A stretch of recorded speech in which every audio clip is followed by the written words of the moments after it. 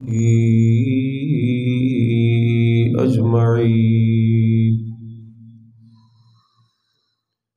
أما بعد فأعوذ بالله من الشيطان الرجيم. بسم الله الرحمن الرحيم.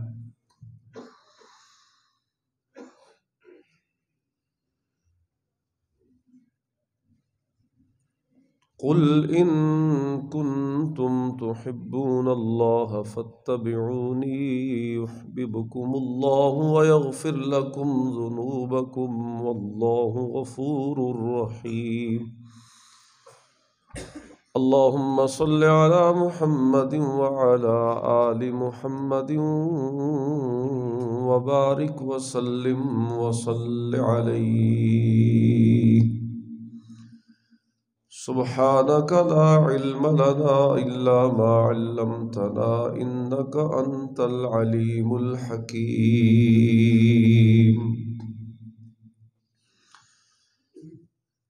معزز دوستو،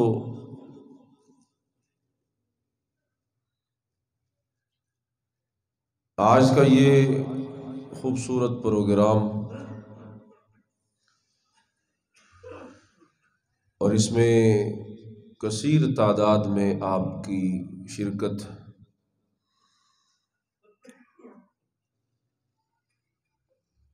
وہ یقیناً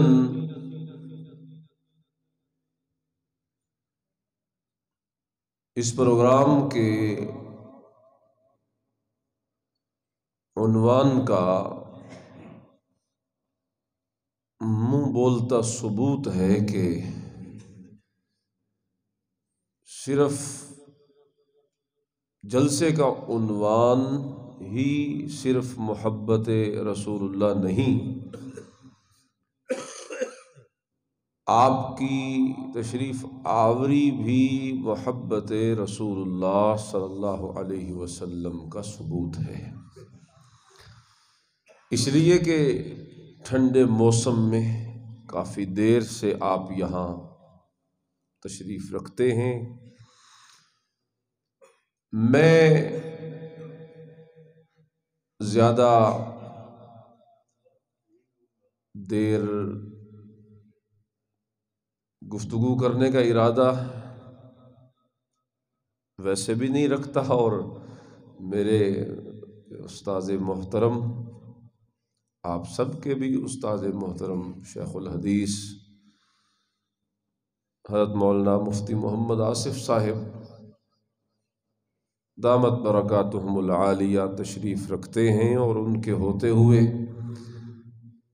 انہیں زیادہ انتظار کی زحمت میں نہیں دینا چاہتا، بس مقصودی سی باتیں جلدی جلدی دو چار عرض کرنی ہیں۔ اللہ تبارک و تعالی میرے لیے آسان کرے اور ہم سب کے لیے پھر اس پہ عمل کرنا بھی آسان فرمائے۔ جلسے کا عنوان ہے محبت رسول اللہ صلی اللہ علیہ وسلم۔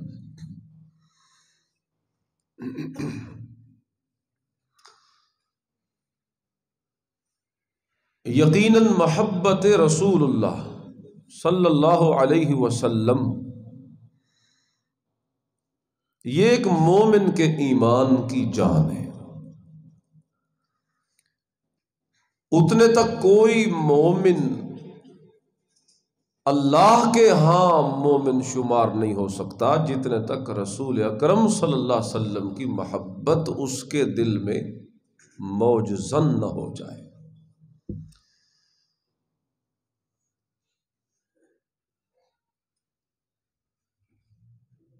بلکہ میں یوں کہوں کہ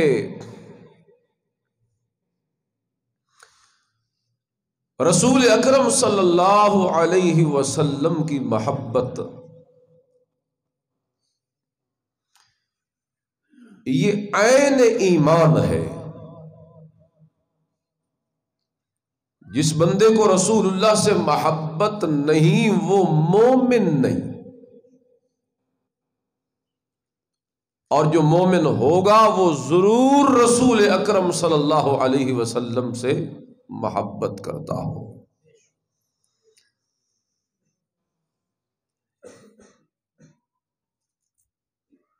اور محبت یہ ایک دل کا احساس ہوتا ہے جو انسان کو اپنے محبوب کی اطاعت پہ ابھارتا ہے۔ اس لیے کہ رسول اکرم صلی اللہ علیہ وسلم کی اطاعت یہ اللہ کی محبت کے حصول کا ذریعہ ہے، اور یہ ہمارے ایمان کا ایک بڑا درجہ ہے کہ اللہ کی محبت ہمیں حاصل ہو جائے۔ ہم میں سے تو ہر بندہ یہ دعویٰ کرتا ہے نا کہ مجھے اللہ سے محبت ہے، ہر بندہ کہتا ہے کہ مجھے اللہ سے محبت ہے، یہ ایک درجہ ہے۔ لیکن محبت کا اس سے اعلیٰ درجہ یہ ہے کہ اللہ بھی کہے کہ مجھے اپنے بندے سے محبت ہے۔ فرمایا قل ان کنتم تحبون اللہ، تم تو دعوی محبت کرتے ہو نا، تم تو محبت کرتے ہو، یہ نچلا درجہ ہے محبت کا۔ اگر تم یہ چاہتے ہو کہ ہمیں اس محبت کے درجے میں ترقی نصیب ہو جائے تو فرمایا اس کا یہ طریقہ ہے کہ فاتبعونی یحببکم اللہ، تم میرے محبوب کی فرما برداری اور اطاعت کرنے والے بن جاؤ تو میں رب تم سے محبت کرنے لگوں گا۔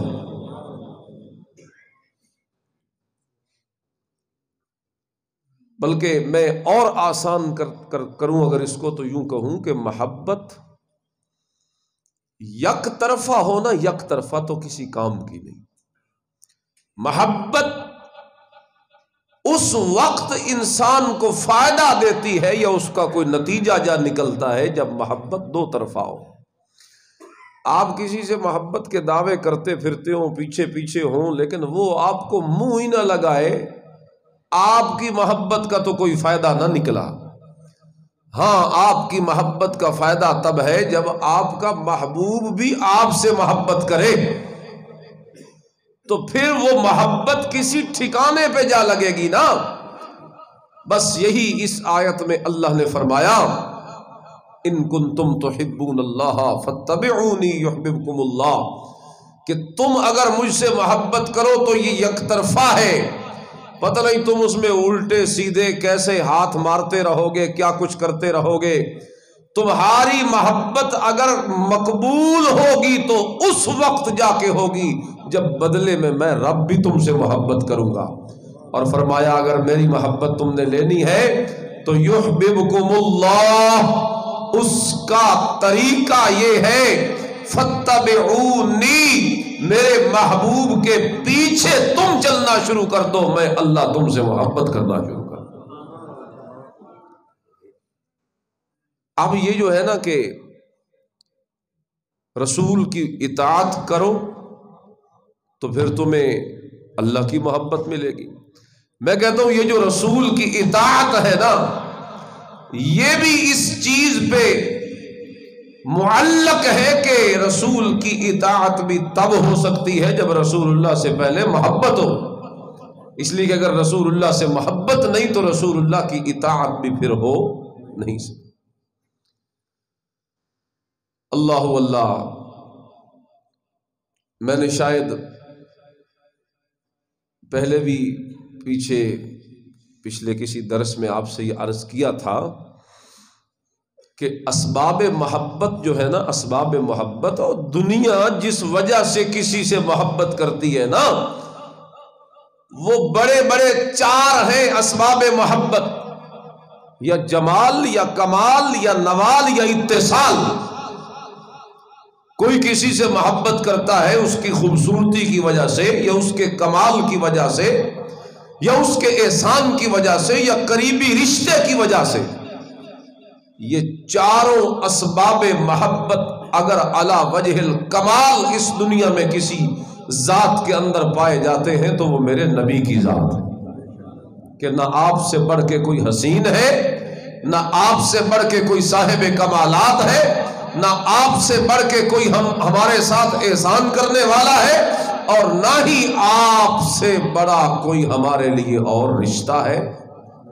جب یہ چاروں اسباب محبت رسول اکرم صلی اللہ علیہ وسلم کی ذات میں پائے جاتے ہیں تو نتیجتاً پھر سب سے زیادہ محبت بھی ہمیں کرنی ہوگی تو آمنہ کے لال سے کرنی ہے۔ کہہ دیجئے صلی اللہ علیہ وسلم۔ اللہ اکبر۔ یہ جو پھر محبت رسول اللہ ہے،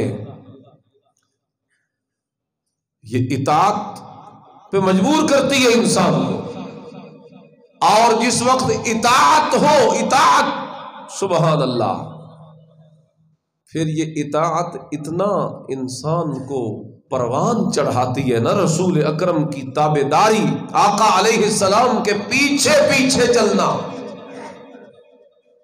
یہ پھر انسان کو اتنا اونچا کرتا ہے کہ اگر انسان رسول اکرم صلی اللہ علیہ وسلم کے پیچھے پیچھے لگ گیا، نتیجتاً اللہ پتہ ہے کیا فرماتے ہیں؟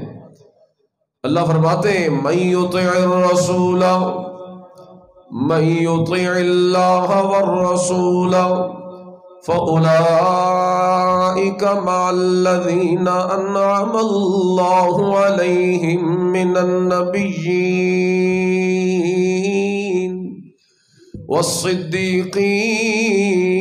والصدیقین والشہداء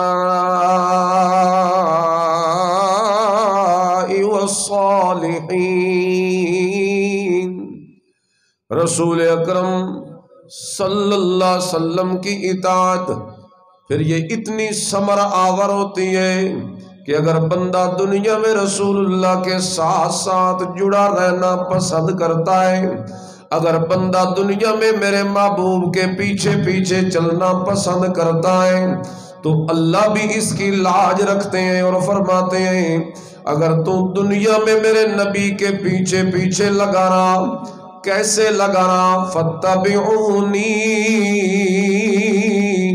اور جیسے طبیعہ اپنی ماں کے پیچھے لگا رہتا ہے، وہ یہ نہیں دیکھتا کہ دن ہے رات ہے، سردی ہے گرمی ہے، دھوپ ہے چھاؤں ہے، رستہ ٹھیک ہے یا غلط ہے، وہ تو بس یہی دیکھتا ہے گائے کا بچہ طبیعہ کہ میں اپنی ماں کے پیچھے چلوں، میری ماں جدھر کو جائے طبیعہ ماں کے پیچھے پیچھے رہتا ہے، اسی وجہ سے اسے طبیعہ کہا جاتا ہے۔ بس یہی فرمایا اگر تو میرے محبوب صلی اللہ علیہ وسلم کے پیچھے بالکل اسی طرح چلتا رہے کہ تم اپنی خواہشات کی پرواہ نہ کرے، میرے محبوب کے پیچھے چلے، تو اپنے معاملات کی پرواہ نہ کرے بلکہ میرے محبوب کے پیچھے چلے، تو دن یا رات کی پرواہ نہ کرے بلکہ میرے محبوب کے پیچھے چلے، تو اپنی خوشی غمی کے پرواہ نہ کرے بلکہ میرے محبوب کے پیچھے چلے، تو اپنے رسم یا رواج کی پرواہ نہ کرے بلکہ میرے محبوب کے پیچھے چلے۔ فرمایا اگر تو میرے محبوب کے پیچھے چلتا ہے تو پھر میں بھی تیری لاج رکھوں گا۔ فَأُولَئِکَ مَعَ الَّذِينَ أَنْعَمَ اللَّهُ عَلَيْهِمْ مِنَ النَّبِيِّينَ۔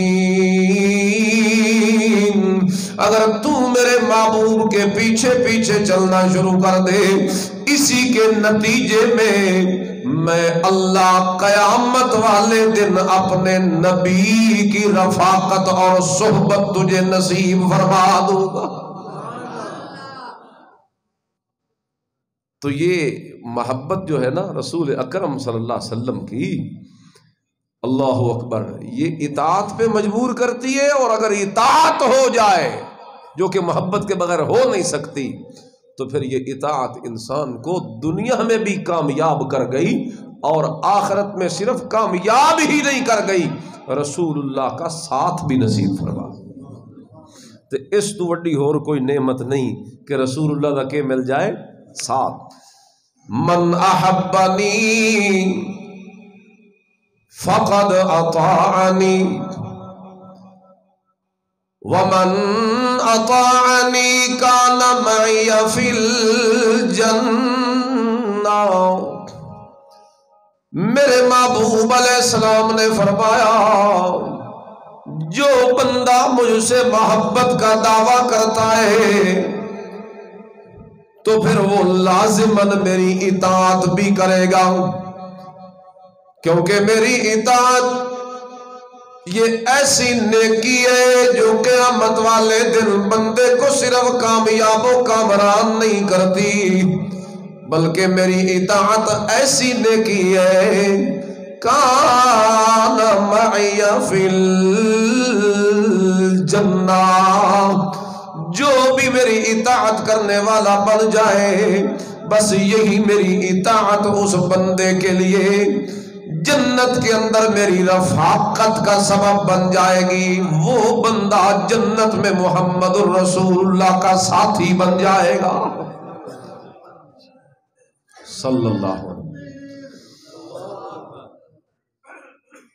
حضرت ربیہ رضی اللہ تعالی عنہ میرے نبی کریم کی خدمت میں رہتے ہیں، ہر موقع میرے نبی کریم کی خدمت میں گزارنے کا شرف حاصل کرنے کی کوشش کرتے رہتے ہیں۔ ایک موقع پہ میرے نبی کریم قضاء حاجت سے جب فارغ ہوئے تو یہ پیچھے پانی کا لوٹا لے کے کھڑے تھے، اور اس موقع پہ پانی کا انتظام کر کے دینا یہ ایک بڑی خدمت تھی، کیونکہ ضرورت ہوتی ہے اور بر وقت بندے کی ضرورت کا خیال کر کے پیچھے پیچھے رہ کے ضرورت پوری کرنا یہ ایک بڑی دل سے دعائیں نکلتی ہیں ایسے موقع پر۔ جس وقت میرے نبی کریم کو طہارت کے لیے پانی پیش کرتا ہے، میرے نبی کریم فرماتے ہیں اور ربیہ تو کتنا میری محبت میں میرے پیچھے پیچھے ہے، میری خدمت کا جذبہ کتنے تیرے دل کے اندر کتنا ہے، تو آج مجھ سے مانگ، تو جو مانگے گا میں اپنے اللہ سے تیری درخواست اللہ کے سامنے رکھوں گا۔ سل ما شئتا، کیا چاہتا ہے آج مانگ۔ اللہ اللہ۔ ربیہ رضی اللہ تعالی عنہ سوچتے ہیں دل ہی دل میں آج رحمت کا دریا جوش میں ہے، آج کوئی ایسی چیز مانگوں جس چیز کا مجھے فائدہ بھی ہو، دنیا کا مال یا زر یا دولت یا زن یا زمین یا کوئی شے مانگوں، جو چیز بھی مانگوں اسی دنیا میں رہ جائے گی، مجھے اس کا کیا فائدہ، دنیا فانی، دنیا کی چیزیں بھی فانی ہو جائے گی، بس مجھے کوئی ایسی چیز مانگنی چاہیے جو میرے ساتھ ساتھ چلتی رہے۔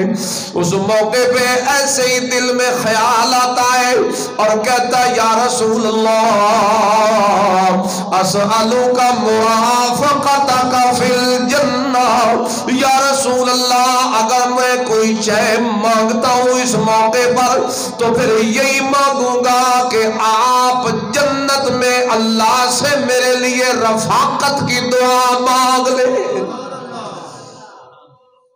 دیکھا نا، رسول اللہ کی رفاقت جنت میں مل جائے، یہ صحابی کے ہاں دنیا و ما فیہا، دنیا جہان کی ہر نعمت سے بڑی نعمت ہے کہ جنت میں رسول اللہ کی رفاقت مل جائے۔ لیکن رسول اللہ نے بھی پھر آگے ایک بات کہی، فرمایا ربیہ میں اللہ سے دعا ضرور کروں گا لیکن اعنی علی ذالک بکثرت السجود، ایک ہیلپ تو نے بھی میری کرنی ہے، وہ یہ کرنی ہے کہ اگر یہ مقام حاصل کرنا ہے کہ رسول اللہ کی معیت مل جائے تو اعنی علی ذالک بکثرت السجود،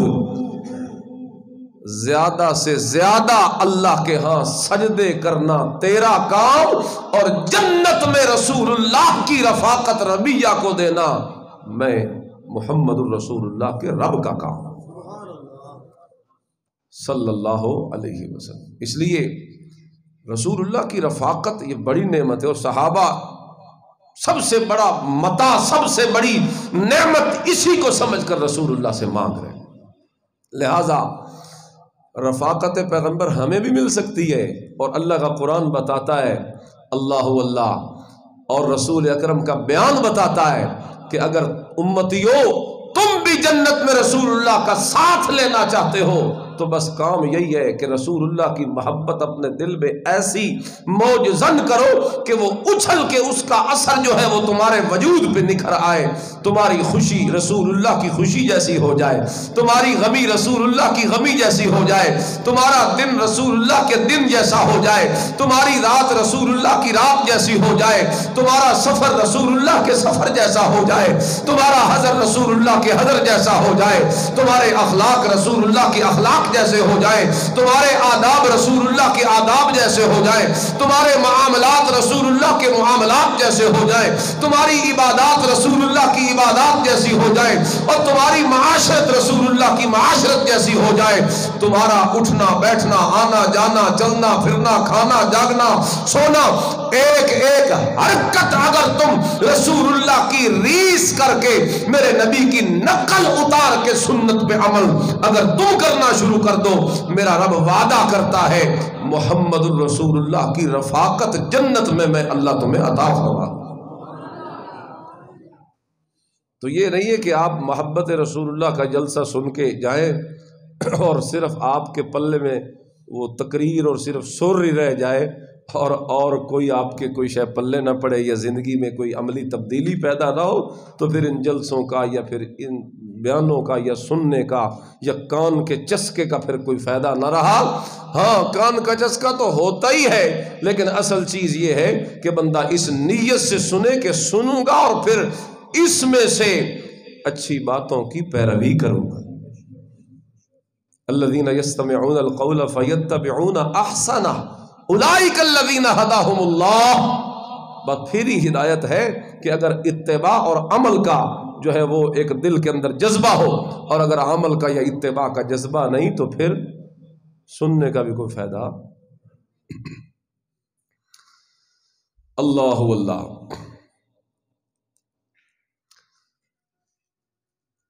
تو یہ مقام محبت رسول اللہ صلی اللہ علیہ وسلم یہ سبب ہے معیت رسول اللہ کے حاصل کرنے کا. اللہ اللہ. کچھ خوش قسمت تو وہ تھے نا کہ جنہیں اللہ نے دنیا میں ہی رسول اللہ کی معیت نصیب فرما دی تھی.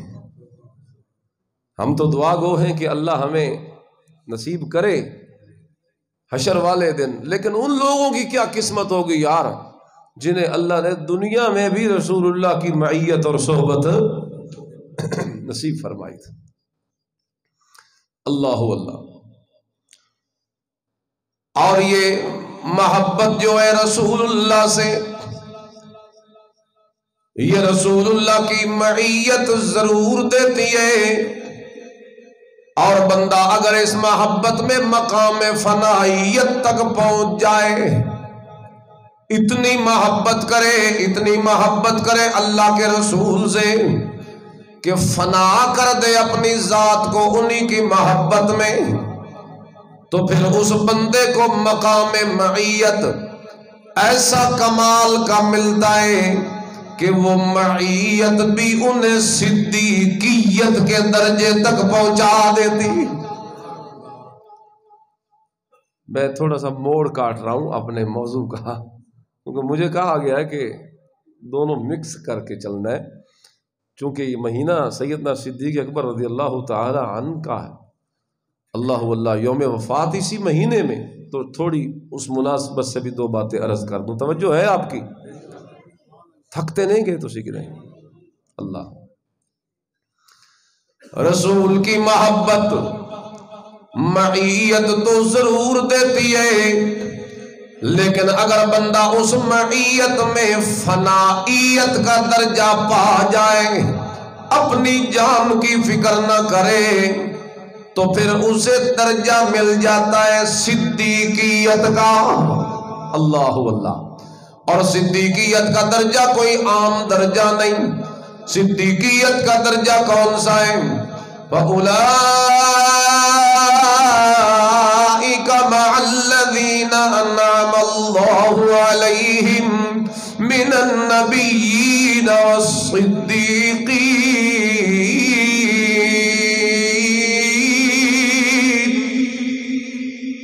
یہ صدیقیت کا درجہ تو نبوت کے بعد سب سے بڑا درجہ ہے۔ اللہ اللہ۔ تو یہ درجہ رسول اللہ کی محبت سے حاصل ہوتا ہے۔ اللہ کا قرآن بھی اس پہ گواہ ہے۔ تھوڑا سا میں چاہتا ہوں کہ آپ کو یہ تو صدیق اکبر تو سب پہچانتے ہی ہیں نا، رسول اللہ کے ساتھ رہا اور صدیق بنا۔ ذرا قرآن کی تھوڑی سیر نہ کریں؟ ایک دو فائدے کی باتیں چلو سنو آپ۔ اللہ کا قرآن کہتا ہے وَضْرِبْ لَهُمْ مَثَلًا أَصْحَابَ الْقَرْيَةِ إِذْ جَاءَهَا الْمُرْسَلُونَ۔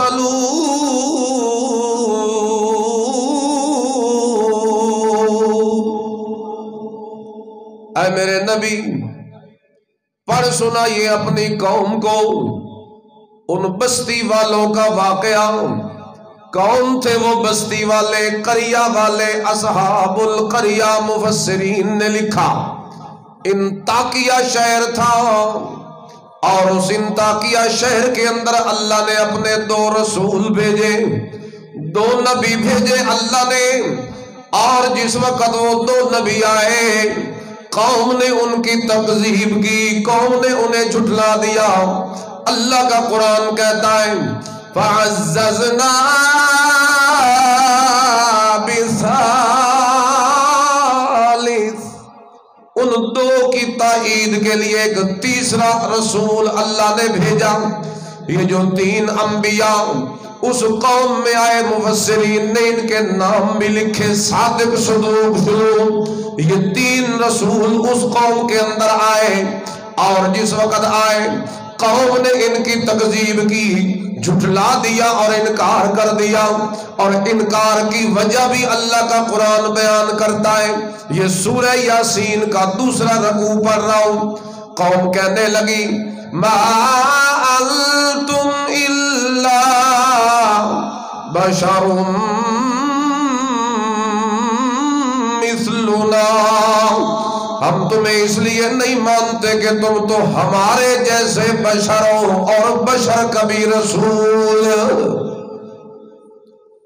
دھوکہ لگا ان کو کہ تم بشر ہو لہذا بشر تو رسول۔ یہ دھوکہ تھا نا کفار کا۔ پہلے آپ قرآن اٹھائیں ایک ایک۔ اللہ نے جہاں بھی کسی نبی کا ذکر کیا، عام طور پہ اس میں یہ بات ضرور آئی ہے کہ قوم اس لیے نہیں مانتی کہ قوم کہتی ہے کہ تم تو ہمارے جیسے انسان ہو، کیونکہ ان کے ذہن میں یہ ہوتا تھا کہ جو نبی ہو وہ کوئی فرشتہ ہونا چاہیے یا کوئی اور کسی مخلوق کا۔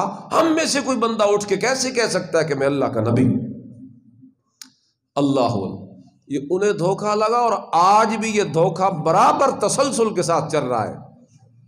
آج بھی یہ دھوکہ چل رہا ہے۔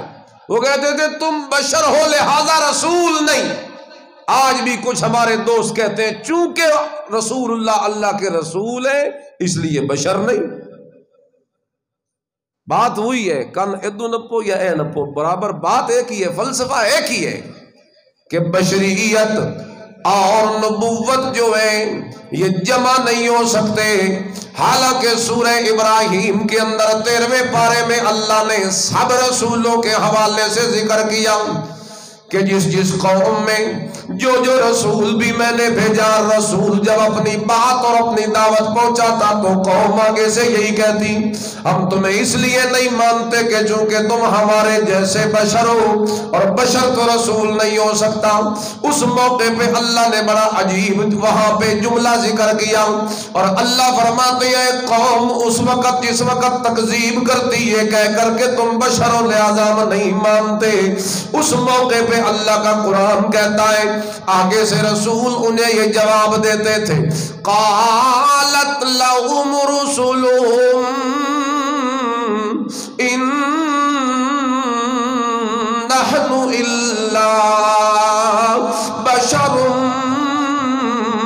مثلكم آگے سے رسولوں کا جواب یہ ہوتا تھا، یار یہ جو تم ہمیں بشر کہہ رہے ہو بالکل ٹھیک بات ہے، ہمیں اس سے کوئی انکار نہیں کہ ہم واقعی بشر ہیں، لہذا آج لوگ آج بھی کہتے ہیں جی نبیاں نو بشر رکھنا اتے کافر دا کام میں، کافر رکھ دے ہوندے سن کے نبی بشر لہذا انہاں نو نبی نہیں منیا جا سکتا۔ اج بھی لوگ آدھے جی نبیاں نو بشر آکھنا تے کافراں دا کام میں، اور وہ یہ حوالہ دیتے ہیں۔ ہم کہتے ہیں کہ آپ نے بات ادھوری کی ہے، بات پوری کرے نا، اس لیے کہ اسی آیت سے اگلی آیت میں اگر تم پڑھو تو چوری تو تمہاری پکڑی جائے گی، اس لیے کہ اگلی آیت میں یہ کہا کہ جب پہلی آیت میں تو کہا کہ قوم کہتی تھی کہ تم بشر ہو، تو تم نے اس کو تو پکڑ لیا کہ کافر کہتے تھے نبیوں کو بشر، تم نبیوں کو بشر کہتے ہو لہذا تم کافروں والی بات کرتے ہو۔ ہم کہتے ہیں اگلی آیت پڑھو، اگلی آیت میں نبی کہتے ہیں ان کافروں کو جواب میں، ان نحن الا بشر مثلکم، یہ جو تم نے ہمیں کہا ہے نا کہ ہم بشر ہیں تم جیسے، تو یہ واقعتاً تم نے ٹھیک بات کی ہے، ہم اس کی تردید نہیں کرتے، اس لیے کہ واقعتاً ہم بشر ہی ہیں تمہارے جیسے، ہم بشر ہی ہیں مثلکم جیسے تم۔ لیکن پھر یہ نبوت تمہیں کیسے مل گئی؟ بشر تو نبی نہیں ہو سکتا۔ فرمایا لیکن اللہ یمن علی من یشاء من عبادی، اصل بات یہ ہے تو ہم انسان ہی، لیکن اصل مسئلہ یہ ہے کہ ہم ایسے انسان ہیں کہ جن انسانوں پر میرے رب کی طرف سے نبوت والا احسان ہو گیا، اللہ نے اپنے احسان سے ہمیں نبی بنا دیا۔ اللہ اللہ، تو یہ مسئلہ بھی سمجھتے جائیے، نکھر گیا مسئلہ کہ نبیوں کو بشر کہنا کافروں کا کام ہے۔ کافروں نے اللہ اکبر مقام بشریت کو سمجھا نہ تھا، اس وجہ سے وہ رسولوں کو بشریت کا طعنہ دیتے تھے، اور اللہ نے طرح طرح سے قرآن میں انہیں جواب دیا، اور اللہ نے قرآن میں مقام بشریت کو بڑا واضح کیا۔ بلکہ ایک موقع پہ تو اللہ فرماتے ہیں قُلْ لَوْ كَانَ فِي الْأَرْضِ مَلَائِكَةٌ يَمْشُونَ مُطْمَئِنِّينَ لَنَزَّلْنَا عَلَيْهِمْ مِنَ السَّمَاءِ مَلَكًا رَسُولًا۔ اگر دنیا کے اندر رہتے ہوتے، دنیا میں فرشتے رہتے ہوتے تو پھر یہاں نبی بھی فرشتہ بن کے آتا۔ اگر دنیا میں رہنے والے انسان ہیں تو پھر ان کی ہدایت کے لیے آنے والا بھی کیا ہونا چاہیے؟ انداز بدل بدل کے اللہ نے سمجھایا، اس لیے کہ انسان ہی انسانوں کی وہ طبیعتوں سے واقف ہے، فرشتہ انسان کی طبیعتوں سے کیسے واقف ہو سکتا ہے؟ بہرحال یہ مسئلہ یہیں پہ ختم کرتے ہیں۔ میرے درمیان میں یہ مسئلہ عرض کر دیا کہ انطاکیہ شہر میں 3 نبی آئے، قوم نے جھٹلایا اس وجہ سے کہ وہ کہتے تھے کہ تمہیں ہم نبی اس لیے نہیں مانتے کہ تم کیا ہو؟ بشر۔ زور سے بولو، کیا ہو؟ بشر۔ اللہ اکبر۔ تو میں نے یہاں مسئلہ بشریت تھوڑا سا عرض کیا، بس خلاصہ اگر اس مسئلے کا نکالوں تو یوں عرض کروں کہ آپ اس بات پہ یقین رکھیں کہ نبی جو نبی ہوتا ہے وہ بشروں میں سے بشر تو ہوتا ہے، لیکن کوئی مت کہ ہماری اس بات سے گستاخی یا دھوکہ دے، لوگوں کو پہلو نکالے کوئی بے ادبی کا۔ ہم کہتے ہیں پورا عقیدہ سنو ہمارا، نبی بشروں میں سے بشر ہوتا ہے لیکن بشروں جیسا بشر نہیں ہوتا، بالکل اسی طرح جس طرح زمزم کا پانی پانیوں میں سے تو پانی ہوتا ہے لیکن پانیوں جیسا پانی نہیں ہوتا، بالکل اسی طرح جس طرح حجر اسود پتھروں میں سے تو پتھر ہوتا ہے لیکن پتھروں جیسا پتھر نہیں ہوتا، جس طرح زمزم کا مقام پانی ہونے کے باوجود سارے پانیوں سے اعلیٰ ہو گیا، جس طرح حجر اسود کا مقام پتھر ہونے کے باوجود تمام پتھروں سے اعلیٰ ہو گیا، بالکل اسی طرح میرے نبی کا مقام بشر ہوتے ہوئے سارے بشروں سے اعلیٰ ہیں۔ بشر، بشروں میں سے بشر ہیں لیکن بشروں جیسے بشر تیرے میرے ورگے نہیں، اس لیے کہ یوحا الیہ، جب تار جڑ گئی نا، تعلق جڑ گیا وحی کا اپنے رب کے ساتھ، تو مقام ساری کائنات سے اعلیٰ ہو۔ اللہ اللہ۔ بہرحال قوم رسولوں کو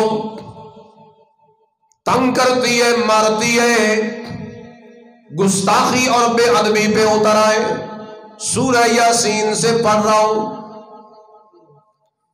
کیونکہ آپ جانتے ہیں جو نبی اور جو رسول بھی آیا وہ کون سا پیغام لے کے آیا؟ لا الہ الا اللہ۔ شرک کی تو جڑیں اکھیڑتا ہے یہ کلمہ، لا الہ الا اللہ۔ کوئی بھی صفات الوہیت میں اس کا شریک، بولو، کوئی بھی صفات الوہیت میں میرے اللہ کا شریک نہیں۔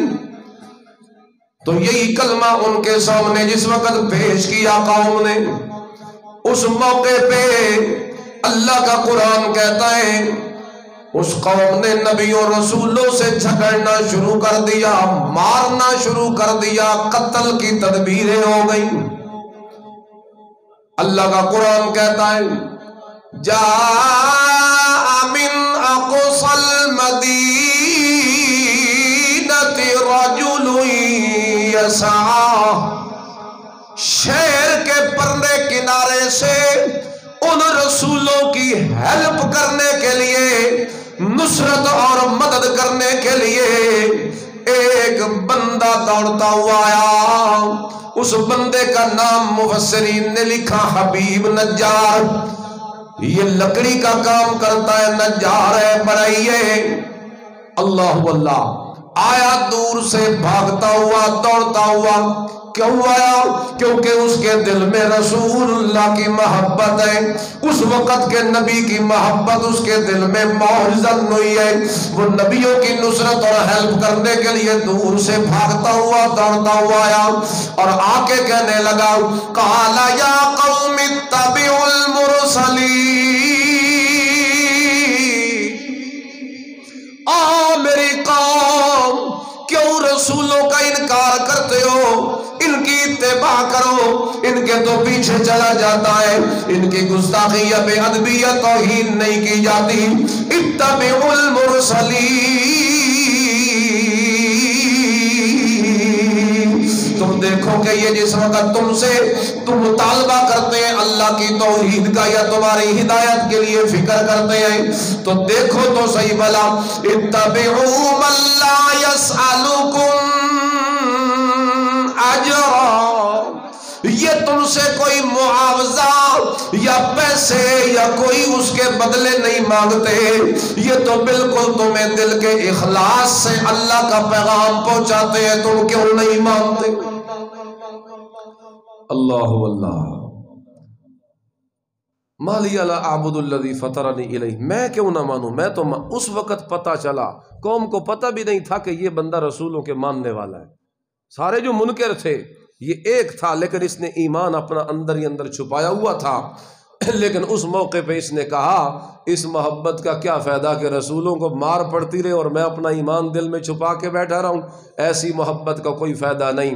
بس وہ آیا، اس نے اپنے ایمان کو ظاہر کر دیا اور رسولوں کی نصرت کی، ہیلپ کی، مدد کی، حتیٰ کہ قرآن کہتا ہے کہ ان ظالموں نے اللہ اکبر کبیرہ رسولوں کو چھوڑا اور اس پہ پل پڑے اور کہنے لگے تو آیا زیادہ ہمارے علاقے میں ان کا حمایتی، ہٹ جا، تو کون ہے رستے سے ہٹانے کے لیے؟ ساری قوم اس پہ، حالانکہ وہ چیختا رہا، وہ پکارتا رہا، ان کو کہتا رہا ما لی لا اعبد الذی فطرنی والیہ ترجعون،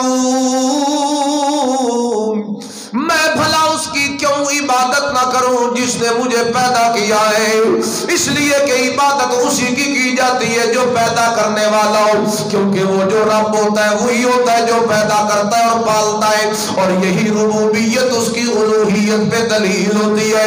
چونکہ ہمارا رب اکیلا اللہ تو ہمارا معبود اور الہ بھی کوئی اکیلا اللہ۔ آگے کہتا ہے اتخذ من دونہ آلہۃ یردنی الرحمن بضر لا تغن عنی شفاعتہم شیئا۔ اور تم جن کو پوجتے ہو اور رسولوں کی بات کا انکار کر کے جن جن معبودوں کی تم پرستش کرتے ہو، ان کی حالت تو یہ ہے کہ اگر میرا رب انہیں پکڑ لے، کسی بندے کو مجھے پکڑ لے یا کسی کو کوئی تکلیف دینا چاہے، یہ جتنے تمہارے معبود ہیں یہ اس تکلیف کو دور کرنے کا اختیار نہیں رکھتے۔ جو اتنا بے کس ہو، بے بس ہو، مجبور ہو، مضطر ہو، لاچار ہو، جو اتنا مجبور ہو، بھلا وہ معبود کیسے ہو سکتا ہے؟ لہذا یہ بالکل معبود کوئی نہیں، کیونکہ اس موقع پہ بھی اس نے یہی اعلان کیا اپنی قوم کے سامنے کہ الہ اور معبود وہی ہو سکتا ہے جو مشکل کشا ہو، حاجت روا ہو، اختیارات کا مالک ہو، علم غیب رکھنے والا ہو، طاقت تصرف تدبیر کرنے والا ہو، جو اتنی طاقتوں قدرتوں کا مالک ہوتا ہے وہی الہ بنتا ہے۔ اور وہ کہتا ہے کہ یہ ساری صفتیں تو میرے اللہ کے اندر پائی جاتی ہے، تمہارے معبودوں کے اندر تو کوئی صفت بھی نہیں پائی جاتی۔ بہرحال اسی اسلام میں مسئلہ توحید کے اس جرم میں اس بندے کو اسی جگہ پہ قتل کر دیا گیا، اتنا مارا گیا، اتنا مارا گیا، اتنا مارا گیا کہ شہید کر دیا گیا۔ اور اللہ کا قرآن کہتا ہے جو ہی اس بندے کو شہید کیا گیا، قیل ادخل الجنہ، ہم نے اوپر سے کہا اور میرے رستے میں جان دینے والے اور میرے رسولوں سے محبت کرنے والے اور میرے نبیوں کی نصرت اور ہیلپ کرنے والے اور میری توحید کا مسئلہ ماننے والے اور میری توحید کا حمایتی بننے والے، تم نے دنیا کے اندر رسولوں کی اتنی ہیلپ اور مدد کر کے دکھائی ہے، محبت رسول اللہ تیرے دل کے اندر اتنی آئی ہے کہ تو اسی محبت کے پیچھے توحید پرست بن گیا، اسی محبت کے پیچھے تو نصرت کرنے والا بن گیا، اسی محبت کے پیچھے تو ہیلپ کرنے والا بن گیا، اسی محبت کے پیچھے تو نصرت کرنے والا بن گیا۔ جب تو دنیا کے اندر اتنا زیادہ میرے نبی اور رسولوں کی ہیلپ اور معیت اور فنائیت کا مقام پا چکا تو پھر تجھے مبارک ہو، قیل ادخل الجنہ۔ اگر ان لوگوں نے تجھے رستے سے ہٹانے کی کوشش کی ہے اور تیرے وجود کو مار مار کے تجھے شہید کر دیا ہے، تو آ جا، میں نے جنت کا ٹھکانہ تیرے لیے مہمانی کے طور پہ سجا کے رکھا ہے۔ چنانچہ یوں ہی اسے مارا گیا، اسے شہید کیا گیا، اس کی روح یہاں سے نکلی اور سیدھی اللہ کی جنت کے اندر داخل ہو۔ توجہ میری طرف کرو، کیا سمجھو؟ بات سمجھو، بات سمجھو، چھوڑو بات سمجھو۔ میں کہہ رہا تھا محبت رسول اللہ میں اگر مقام فنائیت بندہ حاصل کرے کہ بس ان کی محبت میں اپنے آپ کو مٹا دے، فنائیت کا درجہ کہ جو کچھ ہے لٹا دے اللہ کے رسول کی محبت پر، تو یہ فنائیت اسے بقائیت دیتی ہے، یہ فنائیت اسے بقائیت دیتی ہے، اس کی بقا کو بھی دوام مل جاتا ہے۔ سبحان اللہ، جیسا کہ یہاں پہ ہوا، حبیب نجار تھا، کون جانتا تھا، عامی سا ایک بندہ تھا، لکڑی کا کام کرتا تھا، بات تو رسولوں کی ان سے ہو رہی تھی، لڑائی اور جھگڑا، لیکن اس نے اپنے ایمان کو ظاہر کر کے اپنے ایمان کو نچھاور کر دیا۔ سبحان اللہ، اپنی جان کو نچھاور کر دیا، اپنے مال کو نچھاور کر دیا، اپنے وطن کو نچھاور کر دیا، اپنی ہر چیز کو قربان کر دیا رسول اللہ کے مشن پر، رسولوں کی محبت پر۔ نتیجے میں جب اس نے مقام فنائیت اپنایا، میرے رب نے ایسی بقا اسے عطا فرمائی کہ اس کا ذکر قرآن میں کیا، اور قرآن کی اس سورت میں کیا جس سورت کو سورہ یاسین کہا جاتا ہے، اور سورہ یاسین قرآن کا دل بن گیا۔ گویا وہ جسے کوئی جانتا بھی نہ تھا، جب اس نے رسول کی محبت میں آ کے اپنے آپ کو فنا کیا، اللہ نے قرآن کے دل میں اس درخان کا ذکر فرما دیا۔ ہے درخان لیکن قرآن کے دل میں آ گیا۔ جب دل اللہ کو دیا، اللہ نے اپنے کلام کے دل میں اسے جگہ عطا فرما دی۔ تو رسولوں کی محبت میں فنا یوں بندہ ہو کہ ان کے بتائے ہوئے مشن پہ چلے، جیسے وہ مشن پہ چلا ہے۔ آج ہم رسول اللہ کے جناب محبت کے دعوے دار ہیں اور ہمارا عقیدہ رسول اللہ کے عقیدے سے نہیں ملتا۔ آج ہم محبت رسول اور عشق رسول کے دعوے دار ہیں، لیکن ہمیں توحید پرستی سے وہ چڑ ہے مفت کی۔ آج ہم رسول اللہ صلی اللہ علیہ وسلم کی محبت کے دعوے دار ہیں، لیکن شرک میں اٹے ہوئے ہیں۔ آج ہماری محفلوں میں شرک ہے، ہمارے گھروں میں شرک ہے، ہماری زبان پہ شرک ہے، ہمارے کاموں میں شرک ہے، ہمارے ہر معاملے میں شرک رچ بس گیا ہے۔ آج اشاعت التوحید و سنہ کے یہ نوجوان آپ کو اس منڈی کے اندر کیوں جمع کر کے بیٹھے ہیں؟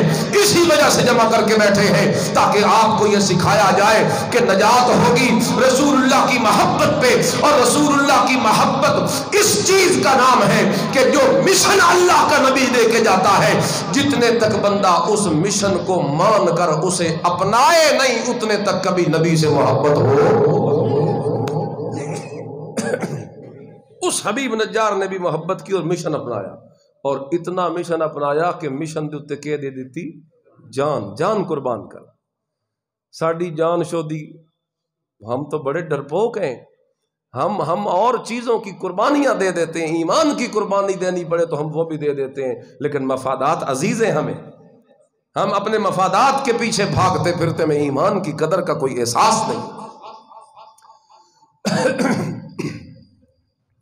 اگلی بات سنو جو اس سے بھی مزیدار ہے۔ امام قرطبی رحمہ اللہ نے اپنی تفسیر الجامع لاحکام القرآن میں ایک روایت نقل کی، فرمایا رسول اکرم صلی اللہ علیہ وسلم نے ارشاد فرمایا الصدیقون، یہ جو صدیق لوگ ہیں نا، انہیں محبت رسول میں اتنے فنا ہوتے ہیں کہ پھر اسی فنائیت میں انہیں درجہ کون سا مل جاتا ہے؟ صدیقیت والا۔ فرمایا دنیا میں 3 صدیق گزرے ہیں، پہلا یہی صدیق حبیب النجار، یہ حبیب نجار جو تھا مومن آل یاسین، سورہ یاسین والی قوم جو ہے نا، جس قوم کا ذکر سورہ یاسین میں کیا، اس قوم کا مومن جو ابھی میں نے آپ کو سنا دیا۔ یہ صدیق کیسے بنا؟ کہ اس نے رسول اللہ سے محبت کی اور اس محبت میں اپنے آپ کو کیا کر دیا؟ فنا کر دیا، اور صرف فنا ہی نہیں کر دیا، اللہ اللہ، اس نے رسول اللہ کی محبت میں ایسا آپ کو فنا کیا اپنے آپ کو کہ ان کا دفاع اپنی جان دے دی، لیکن رسولوں کو چھڑانے لگا، رسول کا دفاع کرنے لگا، اور صرف رسول کی ذات ہی نہیں، رسول کے مشن کا بھی دفاع کرنے لگا، رسول کی بات کا بھی دفاع کرنے لگا، رسول کی ذات کا بھی دفاع کرنے لگا، اور درجہ کون سا مل گیا؟ صدیق کا۔ یہ اس قوم کا صدیق بنا، اللہ۔ اور میرے نبی نے فرمایا دوسرا مومن وہ ہے مومن آل فرعون۔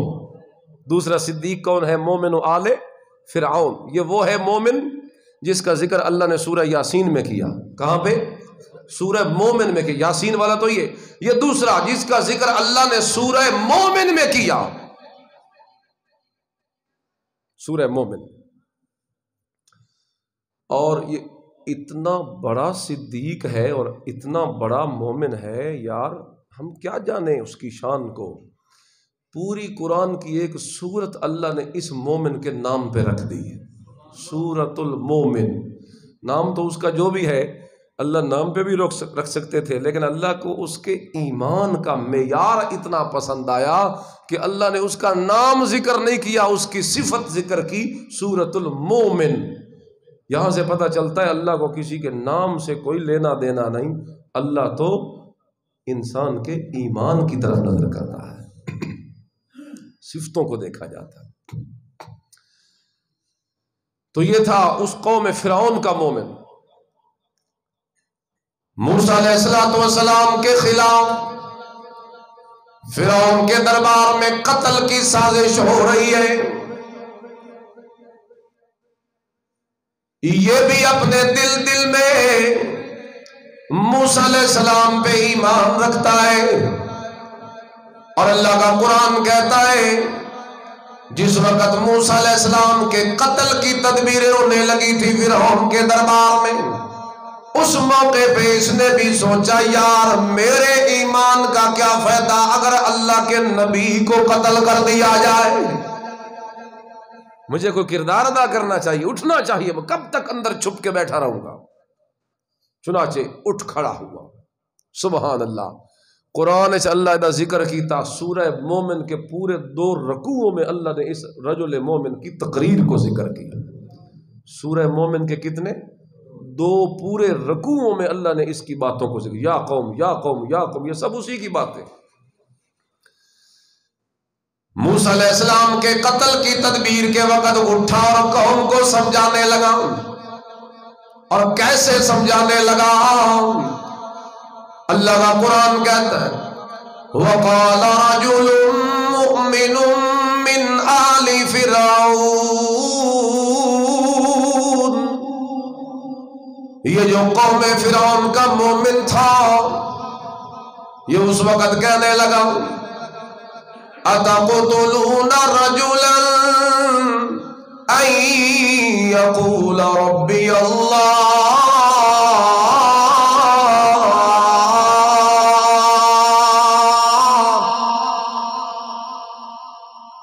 کیوں قتل کرتے ہو اس بندے کو جس کا جرم یہی ہے کہ وہ یہی کہتا رہتا ہے کہ میرا رب اکیلا؟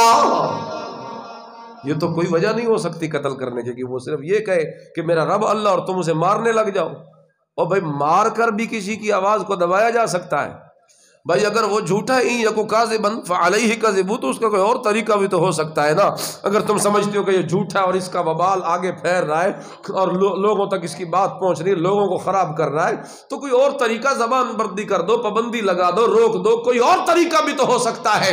بس پھر وہ رک جائے گا، بند ہو جائے گا، فعلیہ کذب، اس کی بات اسی تک رہ جائے گی۔ اگر وہ جھوٹ ہے تو جھوٹ کے وبال صرف اسی پہ بند ہو جائے گا، لوگ تو بچ جائیں گے۔ لیکن وہیں یکو صادقا فعل وَإِن يَكُ صَادِقًا يُصِبْكُمْ بَعْضَ الَّذِي يَعِدُكُمْ، اور اگر وہ سچا ہے اور تم پھر اسے مارو گے تو پھر تیار ہو جاؤ کہ جس عذاب کا وہ تمہیں وعدہ دیتا رہتا ہے کہیں اس عذاب کا تم شکار نہ ہو جاؤ۔ إِن يَكُ صَادِقًا، اگر وہ سچا ہے، يُصِبْكُمْ بَعْضُ الَّذِي يَعِدُكُمْ، وہ اس عذاب کا وعدہ جو دیتا رہتا ہے کہ ان العذاب علی من کذب وتولی، اسی پہ عذاب آئے گا جو اللہ کے نبی کے بات کو جھٹلائے گا، منہ موڑے گا اللہ کی توحید سے، وہ اللہ کے عذاب کا شکار ہو جائے گا۔ اس لیے وہ اس موقع پہ فرعونیوں کو سمجھاتا ہے کہ پیغمبر کا قتل کرنا ایک بہت بڑا جرم ہے، تمہیں اس جرم کا ارتکاب کرنے کا سوچنا بھی نہیں چاہیے ظالمو۔ اگر تم نے اللہ کے نبی کو قتل کرنے کا ارادہ بنایا تو سن لو کہ تم پہ اللہ کا عذاب آئے گا۔ چنانچہ وہ مختلف طریقوں سے سمجھاتا جاتا ہے، سمجھاتا جاتا ہے، سمجھاتا جاتا ہے، اور آخر میں اللہ کا قرآن کہتا ہے جب اس نے دیکھا کہ وہ اس کی بات سنی نہیں جا رہی اور مانی نہیں جا رہی، اس موقع پہ وہ کہنے لگا فَسَتَذْكُرُونَ مَا أَقُولُ لَكُمْ وَأُفَوِّضُ أَمْرِي إِلَى اللَّهِ، میں جو باتیں تم سے کہتا ہوں ان قریب تمہیں میری باتیں یاد آئے گی، بس میں آج تم سے کہتا ہوں مان لو میری بات، ورنہ کل یاد کرو گے کہ رجل مومن ہمیں ٹھیک کہتا تھا۔ بس میں اپنا معاملہ اللہ کے سپرد کرتا ہوں، لیکن تمہیں نصیحت کرتا ہوں کہ پیغمبر کے قتل سے باز۔ تو یہ بھی مومن تھا، پہلے ایمان بے شک چھپائے رکھا، یکتم ایمانا، ایمان چھپائے رکھا، لیکن جس وقت نبیوں کی کے اوپر مشکل وقت آیا اٹھ کھڑا ہوا، اور ایسا اٹھا کہ اس نے بھی مقام فنائیت کو پا لیا۔ بھلا کوئی آسان کام ہے کہ ایک دربار کے اندر کھڑے ہو کے بادشاہ کے سامنے، امیروں وزیروں اور حکمراں کے سامنے کھڑے ہو کے کسی کی حمایت میں کھڑے ہو جانا اور اس کی حمایت میں کھڑے ہونا جس کے قتل کا مشورہ ہو رہا ہے، کوئی آسان کام نہیں۔ سارے جو متفق ہوئے کھلوتے ہوئے کسی بندے نو مارن تے، ایک بندہ صرف آوے دی حمایت چ اس ایک کو کون پوچھے گا؟ نتیجتاً وہ بھی رگڑا ہی جائے گا۔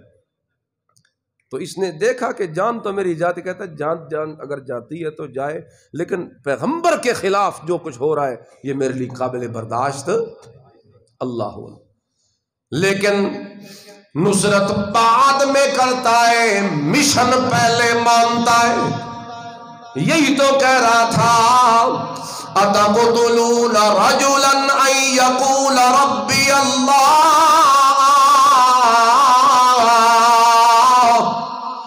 کہ اس کا مشن یہی ہے کہ وہ کہتا ہے میرا رب اکیلا۔ سبحان اللہ۔ پھر مجھے وہی بات یاد آ رہی ہے، آج ہم مشن کے دعوے دار بڑے ہیں، محبت کے دعوے دار بڑے ہیں، لیکن مشن بیان کرتے ہوئے الٹی آتی ہے۔ مشن بیان کریں تو ہم کہتے ہیں ان کو چھوڑو، اوکھی باتیں، لڑانے والی باتیں نہ، یہ توڑ والی باتیں، لوگ ٹوٹتے ایسی باتیں نہیں کرتے، جوڑ والی باتیں کرتے ہیں۔ اللہ اللہ، جوڑ بھلا مشرک اور موحد کا کون سا جوڑ ہے؟ جوڑ تو ہوتا ہی وہی ہے، کھرے کھوٹے پہلے الگ ہو جائیں، پھر جو سچے نکلیں گے ان کا آپس میں جوڑ ہوگا۔ اللہ اللہ، پاکی اور ناپاکی کا کوئی جوڑ ہو سکتا ہے آپس میں؟ نہیں۔ اس لیے محبت رسول اللہ کا تقاضا آج آپ کو یہ سمجھانے کی کوشش کر رہا ہوں کہ رسول اللہ کی زندگی کو اپناؤ، اور اس میں سب سے پہلے نمبر پہ ہے توحید، پھر ہے سنت۔ اللہ اللہ، لا الہ الا اللہ کو اپنی زندگی کے جینے کا مقصد بنا کے دی، اور اس پہ اگر کوئی آنچ آئے اس کے لیے تمہیں جو قربانی دینی پڑے، مقام رفاقت کا اور معیت کا یہی ہے کہ تم ہر قربانی دینے کے لیے تیار ہو جاؤ، لیکن توحید و سنت پہ کبھی کمپرومائز۔ اللہ اللہ، فرمایا یہ بھی صدیق، یہ دوسرا صدیق، اس کا بھی کام کیا ہے؟ نبیوں کو مارا جانے لگا تو آگے آ گیا، آرے آ گیا، مشن کا اعلان کرنے لگا، پیغمبروں کا جو ہے حمایتی اور ساتھی بن گیا۔ اب آئیے میرے نبی کریم نے آگے فرمایا، یہ تو دو صدیق ہیں جو پچھلی امتوں میں گزرے۔ آگے میرے نبی نے فرمایا وَالثَّالِثُ أَبُو بَكْرٍ الصِّدِّيقُ،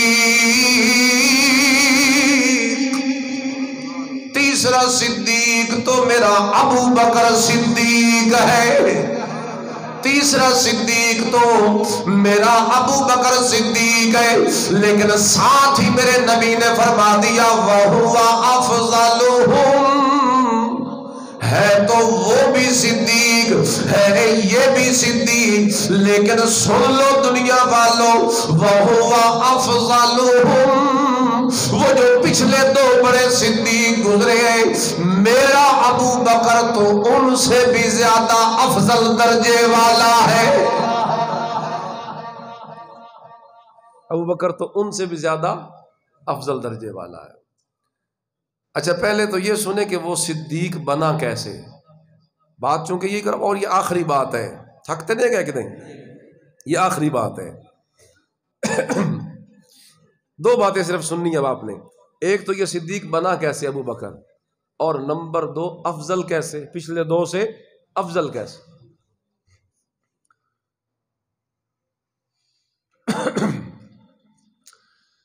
صدیق بنا تو اسی وجہ سے بنا کہ رسول اللہ کی محبت میں درجہ فنائیت والا پا گیا، اور جس طرح پچھلے دو صدیقوں نے جان کی پرواہ نہیں کی اور نبیوں کی محبت میں کھڑے ہو گئے، یہ بھی اسی ڈگر پہ چلا، اسی رستے پہ چلا، اس نے بھی رسول کی محبت کو اپنے سینے میں جمایا، تو پھر صرف سینے میں جما کے بیٹھا نہیں رہا، بلکہ یہ بھی رسول اللہ کے دفاع کے لیے اٹھ کھڑا ہوا، میرے نبی کے پیغام کو ماننے کے لیے سب سے پہلے اول آگے اتارا۔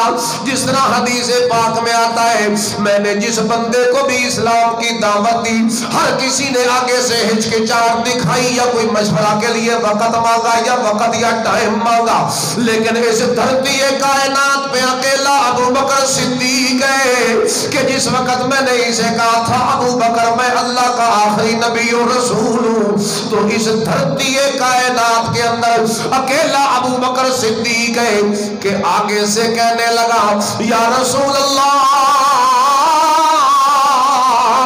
اگر آپ اللہ کے آخری رسول ہیں تو پھر سن لیجئے ابو بکر آپ کا پہلا یار ہو گیا۔ ابو بکر آپ کا پہلا صحابی ہو گیا، یعنی فوری طور پہ مشن کو مان لیا، فوری طور پہ مشن کو، اور بولو مشن کو۔ ورنہ جشن تو ایک اور بھی تھا نا جس نے منایا تھا، ابو لہب، لیکن وہ مشن سے بغاوت کر گیا۔ اللہ اللہ، اور بھی بڑے بڑے محبت کے دعوے دار تھے، لیکن مشن سے اگر بغاوت کرتے رہے تو ان کی محبت بھی انہیں کام نہ آئی، ان کی محبت بھی انہیں کام نہ آئی، اس لیے کہ یہاں تو مشن دیکھا جاتا ہے۔ لیکن جس نے محبت کی اور مشن کو بھی اپنے سینے سے لگایا، کوئی آسان کام نہیں تھا اس ماحول میں رسول اللہ کا ساتھی اور رفیق بننا، لیکن ابو بکر صدیق نے یہ کر دکھایا، اور صرف کر ہی نہیں دکھایا، صرف دعویٰ ہی نہیں کیا بلکہ عمل بھی کر دکھایا، ہر چیز کو رسول اللہ پہ لوٹا دیا۔ وہ پیچھے تو آپ نے سنا نا کہ وہ اچانک آئے ایک موقع پہ، نبیوں کو مارا جا رہا تھا، انہوں نے چھڑایا، جان دی اور کامیاب ہو گئے، صدیق بن گئے۔ لیکن اس کی اگر زندگی پڑھو اس صدیق کی، تو یہ تو بچپن سے رسول اللہ کا جگری یار ہے، بچپن سے اس کا مال رسول اللہ پہ خرچ ہوتا ہے۔ بلکہ یوں کہوں، اور یار ادھر میری طرف دیکھو، بات کا خلاصہ ہی نکالوں، سب سے محبوب چیزیں تین ہی ہوتی ہیں نا، یہ جان ہوتی ہے، یہ مال ہوتی ہے، یا اولاد، یہی تین چیزیں ہر بندے کو سب سے زیادہ پیاری ہوتی ہیں۔ یہ ابوبکر صدیق وہ ہے جس نے اپنی جان بھی رسول اللہ پہ لٹائی ہے، جس نے اپنا مال بھی رسول اللہ پہ لٹایا ہے، اور جس نے اپنی اولاد بھی رسول اللہ پہ لٹا دی، شاید بچائی کوئی نہیں، ہر چیز میرے نبی پہ بہا دی۔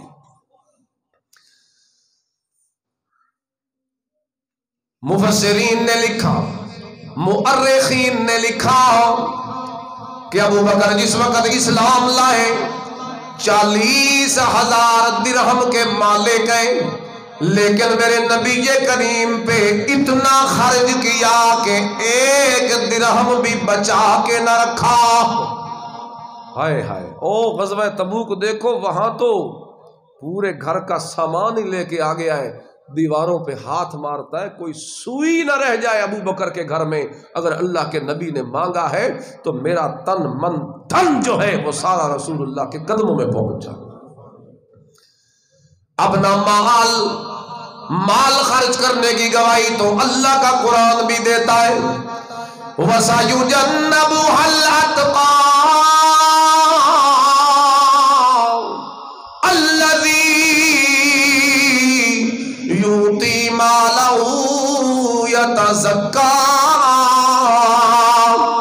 وَمَا لِأَحَدٍ عِنْدَهُ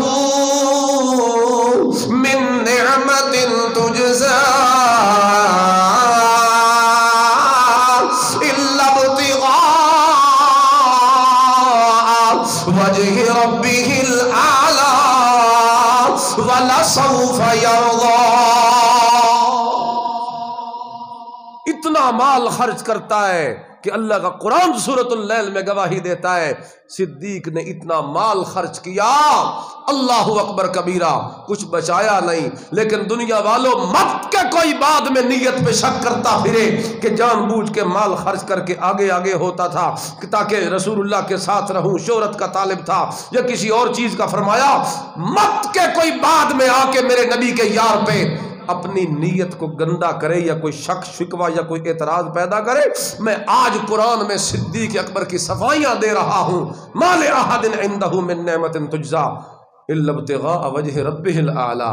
صدیق نے مال اس لیے خرچ نہیں کیا کہ کسی کا احسان اتارا ہے، صدیق احسان اتاریا نہیں، الٹا صدیق احسان چاڑیا ہے۔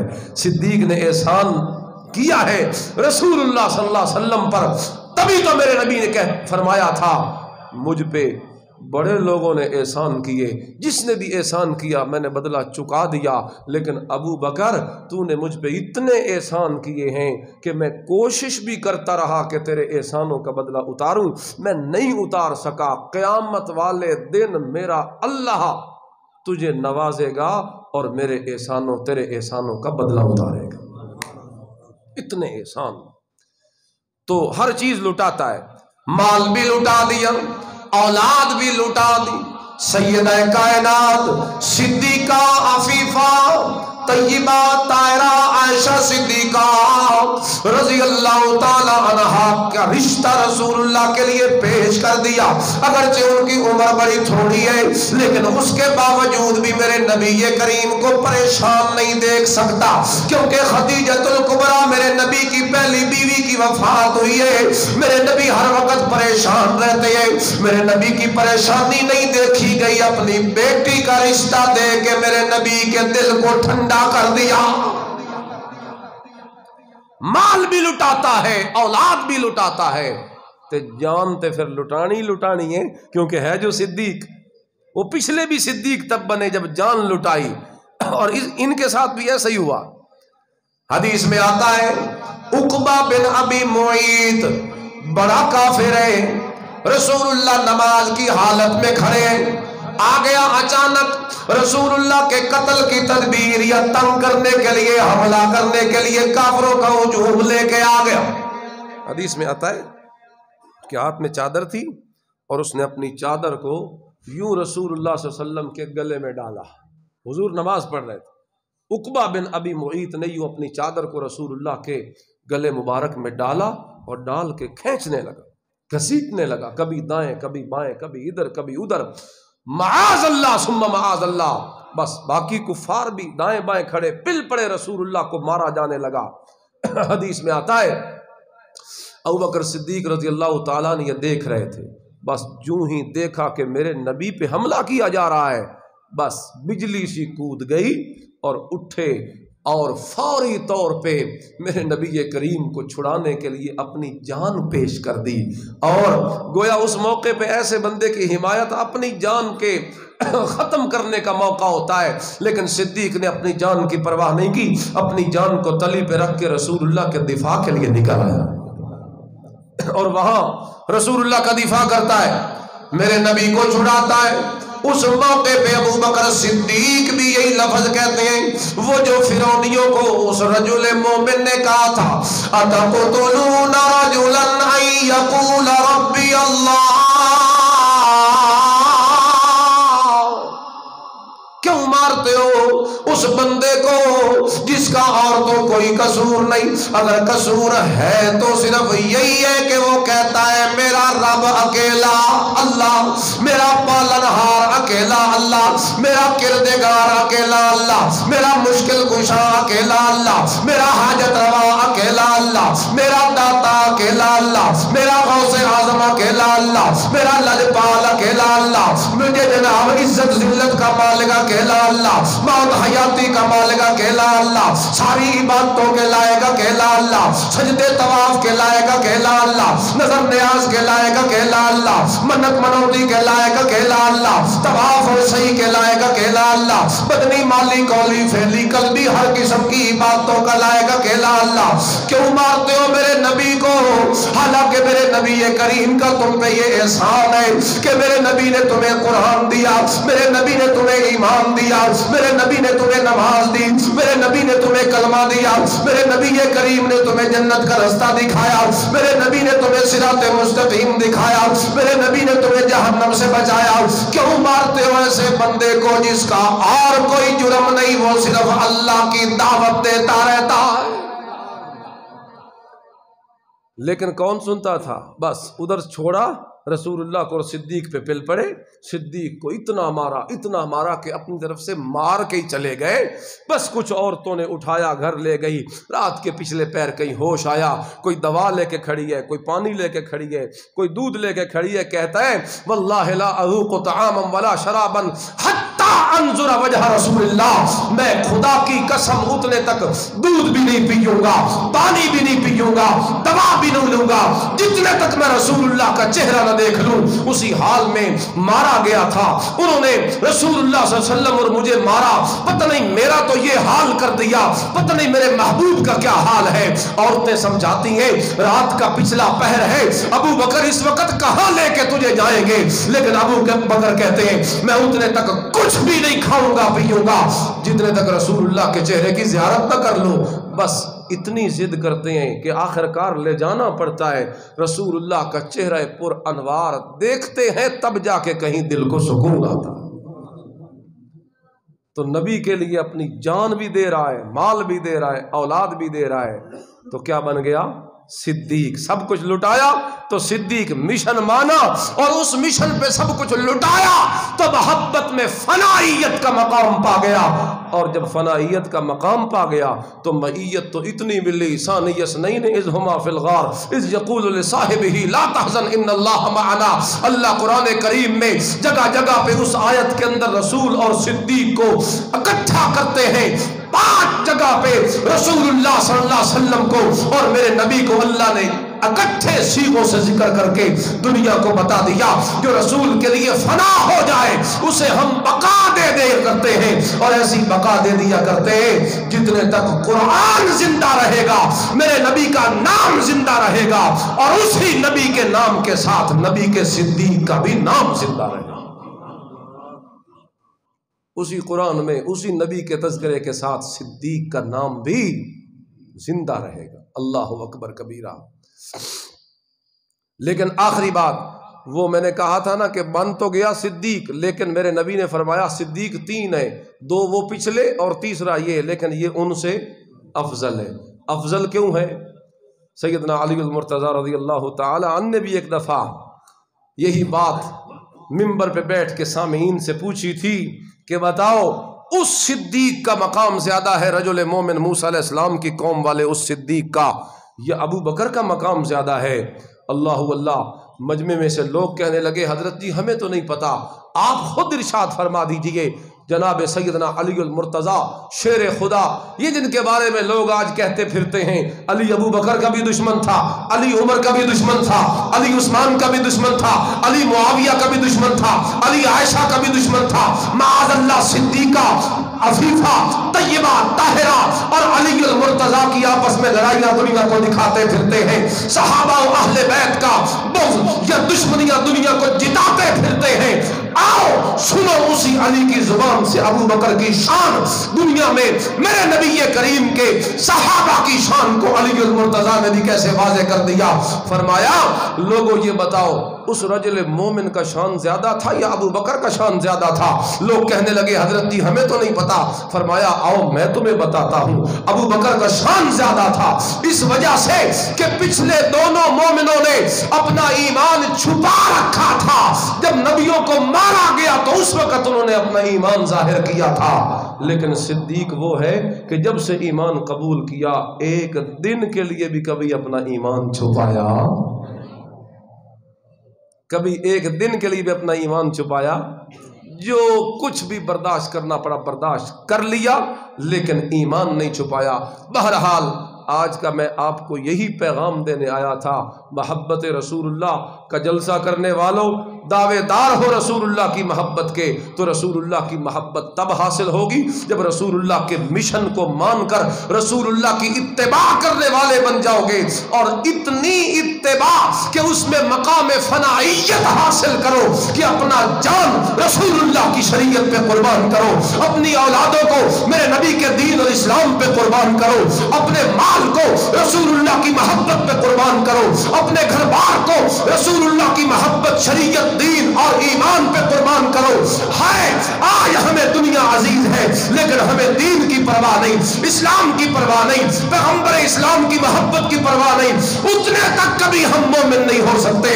नमाज अच्छी, रोजा अच्छा, हज अच्छा, ज़कात अच्छी, मगर बावजूद इसके मैं मुसलमान हो नहीं सकता।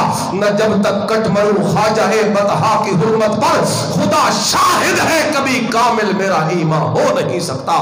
व आखिर दावाना अल्हम्दुलिल्लाहि रब्बिल आलमीन।